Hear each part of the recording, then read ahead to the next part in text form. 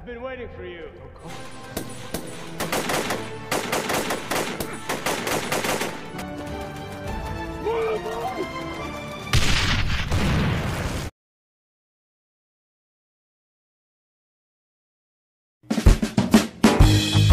Halo Bro Bre, kembali lagi bersama gue ABC Movie. Nah Bro Bre, yang ini adalah seri terakhir dari Rogue Warfare yang berjudul Rogue Warfare 3 Death of a Nation.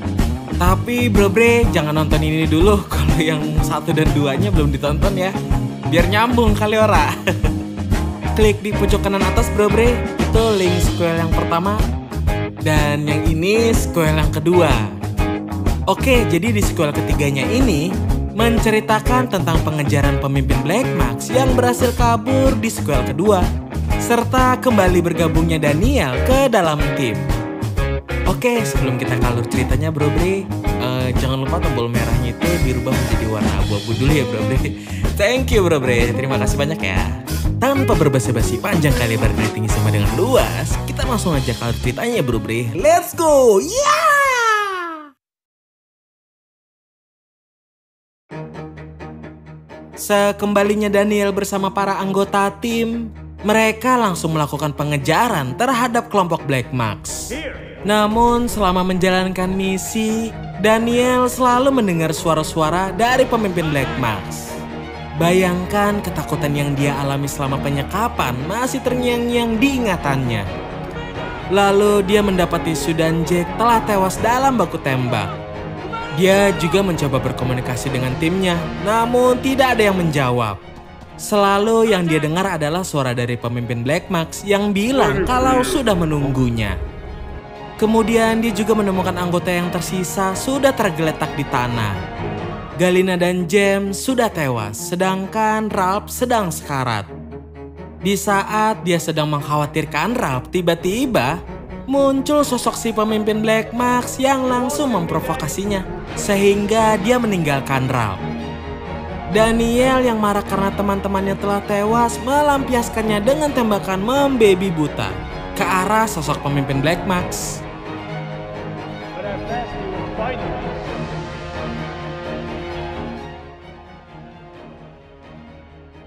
Namun betapa terkejutnya dia ketika topengnya dibuka, ternyata aku masih cinta sama krim ekonomi. Serius-serius amat Bro Bre. Ternyata sosok itu adalah Chris. Lalu dari belakang dirinya, si pemimpin Black Mask mengarahkan pistol untuk membunuhnya. Begitu tembakan dilepaskan, tiba-tiba, boleh nyanyi lagi ora? Tiba-tiba Daniel terbangun dari tidurnya. Ternyata yang barusan terjadi hanyalah mimpi buruk Daniel yang masih trauma akan penyiksaan yang dialaminya. Di tempat lain, seorang reporter yang bernama Molly Turner mendapatkan bocoran informasi mengenai misi rahasia ini. Dia bersama kameranya meliput wilayah gurun yang dirahasiakan oleh militer Amerika dan mengabarkan tentang misi pembebasan Daniel, juga mengenai bersatunya negara-negara anggota Dewan Keamanan Dunia untuk memerangi kelompok teroris Black Mask.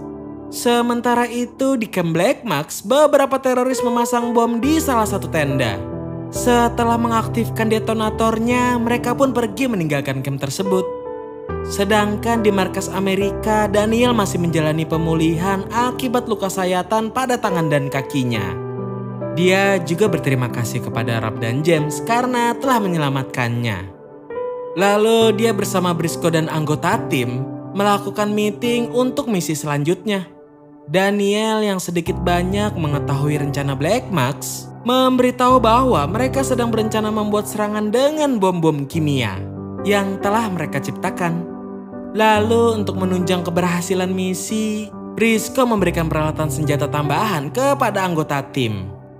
Di sisi lain, si pemimpin Black Mask telah menetapkan daftar target pertamanya. Dia akan memulai serangan dalam 36 jam ke depan. Lalu si ajudan memarahi salah satu teroris karena salah meletakkan inti bom kimianya. Dia pun mencontohkan bagaimana cara meletakkannya sebelum diangkut ke dalam truk. Jack yang memiliki hobi mengotak-atik granat ini hobi seram amat. Sedang memodifikasi sekring pemicunya agar lebih cepat meledak setelah pengamannya dilepaskan. Su pun menganggapnya gila karena bisa membunuhnya jika telat melemparnya. Tak jauh dari situ Marino mengingatkan Daniel kalau kondisinya belumlah pulih 100% dan menyuruhnya untuk tetap beristirahat. Terutama dia mengkhawatirkan mental Daniel yang mungkin masih trauma. Malamnya Jack lagi-lagi mamerin granat buatannya, kali ini kepada Galina yang akhirnya memuji kerja keras Jack. Lalu Briscoe mengumpulkan semua anggota karena dia menemukan beberapa lokasi yang kemungkinan menjadi markas Black Mask.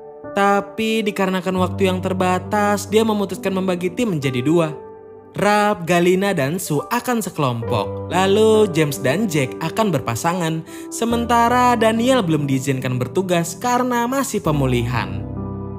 Keesokan paginya mereka pun meninggalkan markas untuk mengecek lokasinya. Dan di tengah perjalanan kedua tim pun berpisah. Tim Ralph sampai di sebuah camp, tapi di sana hanya diisi sekelompok warga sipil. James dan Jack juga sudah sampai, namun yang mereka temukan hanyalah dataran yang kosong. Di tempat Ralph, pemimpin camp tidak suka dengan keberadaan mereka dan hendak mengusirnya. Tapi Ralph yang tidak mengerti bahasanya mengira sebagai sebuah ancaman. Lalu Galina yang mengerti sedikit bahasa Arab meminta izin untuk memeriksa campnya. Galina pun mengecek ke dalam sebuah tenda, tapi di sana tidak ada sesuatu yang mencurigakan. Setelah itu mereka pun pergi dari sana. Di perjalanan Galina menjelaskan bahwa reaksi dari pemimpin camp tadi hanya karena mereka ketakutan akan terjadi hal buruk jika didatangi tentara asing. Kedua tim ini pun kembali ke markas dengan hasil nihil. Singkat cerita, di tempat pemimpin Black Mask, ajudannya mengabari bahwa bom kimia sudah diangkut ke dalam truk dan tinggal menunggu daftar target dari si pemimpin. Si pemimpin sangat puas karena sebentar lagi dunia akan merasakan ketakutan dari kebangkitan mereka. Begitu bom diledakkan, maka bangsa ini akan terbebas dan kehidupan yang damai akan tercapai sesuai rencananya. Sedangkan di markas Amerika, Briscoe memberikan lokasi terakhir yang kemungkinan menjadi markas Black Mask. Para anggota tim pun bergegas mempersiapkan senjata masing-masing. Kali ini dengan diantar helikopter mereka tiba di sebuah dataran gersang. Kita diperlihatkan James memimpin tim memasuki sebuah terowongan. Dan begitu keluar mereka menemukan beberapa tenda yang salah satunya telah dipasangi bom oleh teroris sebelumnya. Perlahan mereka menyisir tempat itu tanpa tahu bahaya sedang menunggu mereka. Begitu memasuki tenda itu mereka langsung disambut oleh pidato pemimpin Black Mask yang telah disiapkan di laptop. Si pemimpin mendeklarasikan perang terhadap negara-negara barat yang telah menginjak-injak tanah airnya yang sampai kapanpun akan menjadi zona mati untuk ideologi kapitalis mereka. Setelah melihat video itu, Galina memeriksa ke bawah meja dan menemukan bomnya. Seketika bom itu pun meledak dan menghempaskan para anggota tim.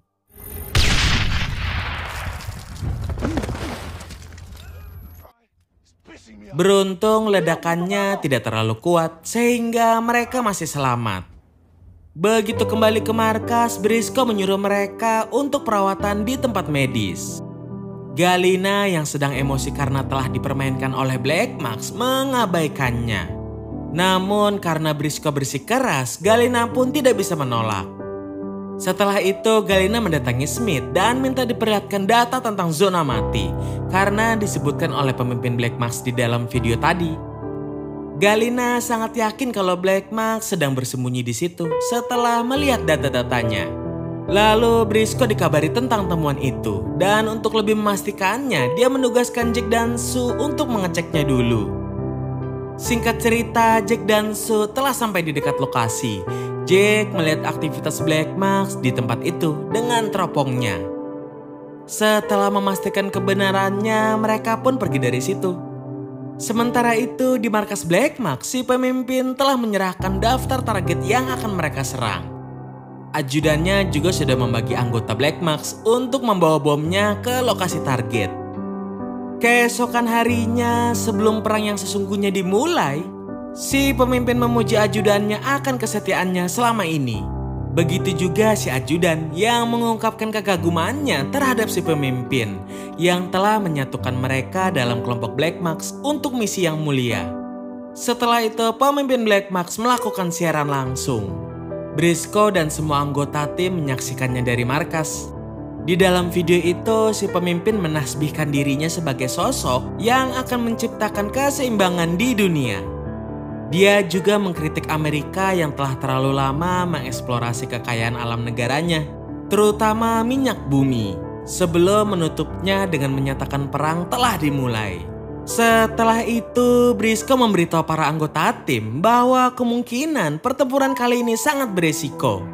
Namun biarpun begitu, para anggota tim tak gentar dan bersedia untuk melaksanakannya. Briscoe juga melaporkannya kepada presiden dan presiden menginginkan keberhasilan misi agar dunia tetap aman dari teror.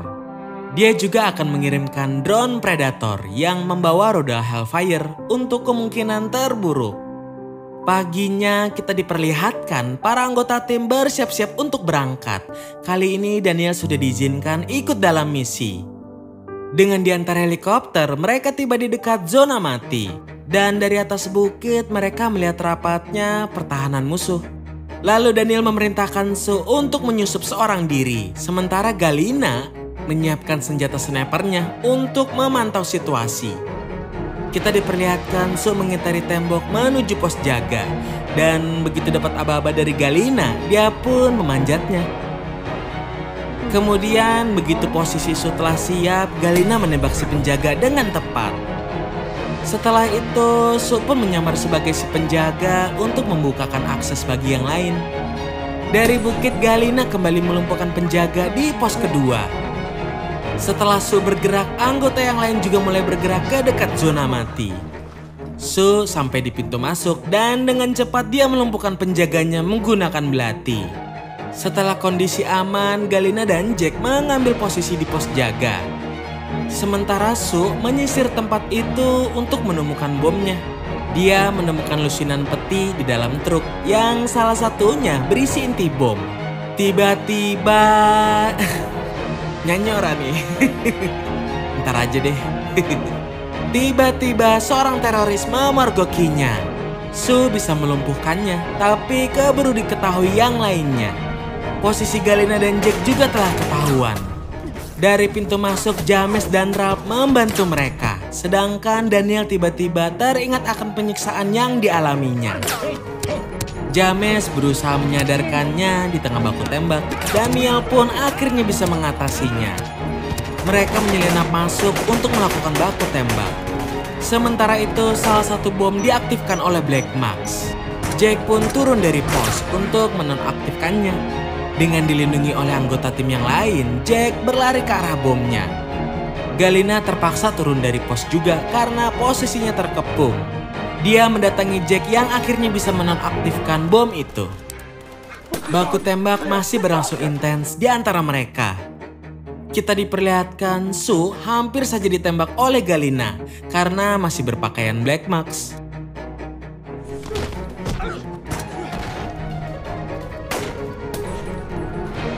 Setelah itu baku tembak terus berlanjut.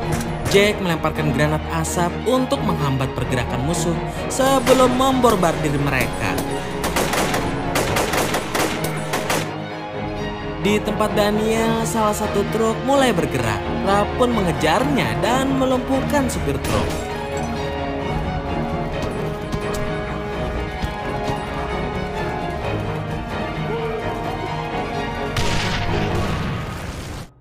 Dengan kondisi yang tak menentu, pemimpin Black Mask dianjurkan untuk pergi dari sana demi keselamatannya. Daniel melihat pergerakan itu dan mengejarnya. Tak lupa si pemimpin berpesan kepada ajudannya untuk membunuh pasukan khusus sebelum kabur lewat terowongan bawah tanah. Tak lama Daniel sampai ke sana dan memutus aliran listrik di terowongan, lalu menyusurinya. Sampai akhirnya bertemu dengan si pemimpin yang menembakinya. Sementara di luar, baku tembak belum berakhir.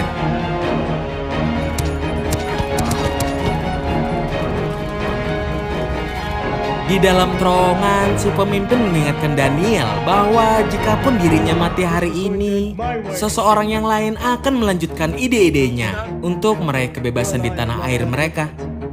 Di saat Daniel sedang lengah, tiba-tiba si pemimpin menodongkan pistol ke kepala Daniel. Si pemimpin melucuti senjata Daniel dan menyandranya. Sedangkan di luar, anggota tim yang lain masih terlibat baku tembak tanpa istirahat dulu. Ora capek apa main tembak-tembakan? Ora capek apa main tembak-tembakan? Ora capek apa main tembak-tembakan? Si pemimpin memberitahu Daniel kalau bom-bomnya sebentar lagi akan tersebar ke seluruh Eropa dan siap menyapu seluruh perkotaan. Begitu berhasil kabur dari sini. Belum selesai si pemimpin berkoar, Daniel secepat kilat kuning menyingkirkan pistolnya.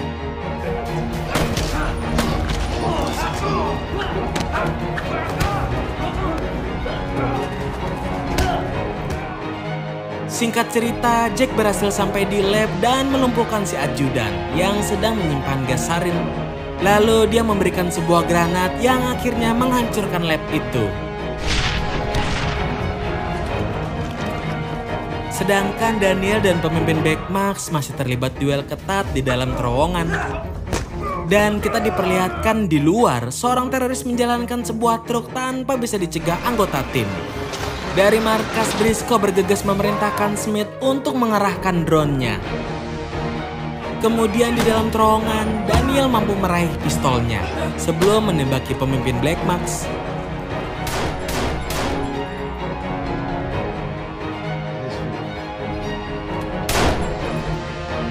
Dan dengan aba-aba dari Briscoe, tembakan dari drone tepat menghancurkan truk yang kabur.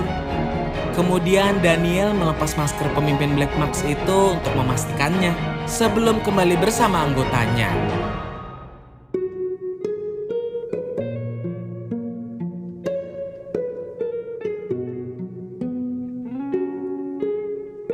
Setelah itu mereka pun pergi meninggalkan zona mati yang telah penuh dengan orang mati. Singkat cerita, sekembalinya ke markas, mereka disambut oleh Briscoe yang sangat bangga kepada mereka sebelum membubarkan tim ini. Setelah itu, para anggota langsung berkemas dan saling mengucapkan salam perpisahan.